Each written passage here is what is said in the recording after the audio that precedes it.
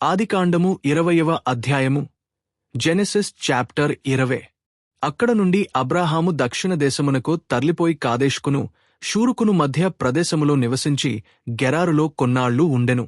అప్పుడు అబ్రాహాము తన భార్యైన శారాను గూర్చి, ఈమె నా చెల్లెలని చెప్పెను గనుక గెరారు రాజైన అబీమెలెకు శారాను పిలిపించి తన ఇంట చేర్చుకొనెను.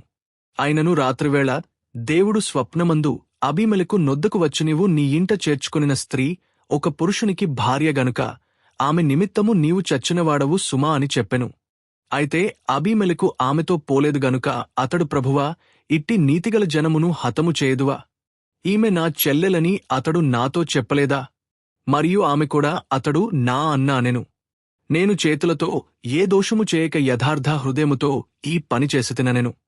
అందుకు దేవుడు, అవును, యథార్థ హృదయముతో దీని చేసితివని నేనెరుగుదును. మరియు నీవు నాకు విరోధముగా పాపము చేయకుండా నేను నిన్ను అడ్డగించితిని. అందుకే నేను నిన్ను ఆమెను ముట్టనియ్యలేదు. కాబట్టి ఆ మనుష్యుని భార్యను తిరిగి అతని కప్పగించుము. అతడు ప్రవక్త, అతడు నీ కొరకు ప్రార్థన చేయును, నీవు బ్రతుకుదు. నీవు ఆమెను అతని కప్పగించని ఎడల నీవును నీవారందరును నిశ్చయముగా చచ్చెదరని తెలుసుకునుమని స్వప్నమందు అతనితో చెప్పెను. తెల్లవారినప్పుడు అబీమెలెకు లేచి తన సేవకులందరిని పిలిపించి ఈ సంగతులన్నీ వారికి వినిపించినప్పుడు ఆ మనుష్యులు మిగుల భయపడిరి. అబీమెలెకు అబ్రాహామును పిలిపించి, నీవు మాకు చేసిన పని ఏమిటి? నీవు నా మీదికిని నా రాజ్యము మీదికిని మహాపాతకము తెప్పించినట్లు నేను నీ ఎడల చేసిన పాపమేమిటి? చేయరాని కార్యములు నాకు చేసితివని అతనితో చెప్పెను. మరియు అబీమెలెకునివేమి చూచి ఈ కార్యము చేసితివని అబ్రాహాము నడుగగా, అబ్రాహాము, ఈ స్థలమందు దేవుని భయము ఏమాత్రమును లేదు గనుక నా భార్య నిమిత్తము నన్ను చంపుదురనుకుని చేసితిని. అంతేకాకమే నా చెల్లెలనుమాట నిజమే. ఆమె నా తండ్రి కుమార్తెగాని నా తల్లి కుమార్తె కాదు. ఆమె నాకు భార్య అయినది. దేవుడు నన్ను నా తండ్రి ఇల్లు విడిచి దేశాంతరము పోవునట్లు చేసినప్పుడు నేను ఆమెను చూచి, మనము పోవు ప్రతి స్థలమందితడు నా సహోదరుడని నన్ను గూర్చి చెప్పుము. నీవు నాకు చేయవలసిన ఉపకారమెదే అని చెప్పితిననెను.